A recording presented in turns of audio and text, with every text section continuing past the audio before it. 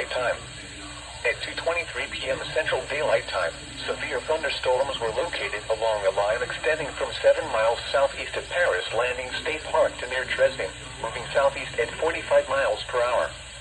Hazard, 60 miles per hour with gusts and penny-size hail. Source, radar indicated.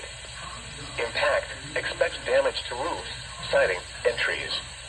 Locations impacted include Martin, Paris, Mackenzie, Huntington, Camden, Paris Landing State Park, Dresden, New Jacksonville, Brewston, Gleason, Sharon, Atwood, Cottage Grove, Vale, Springville, Roughton, Palmersville, Tradesman, Hollow Rock, and Purlier.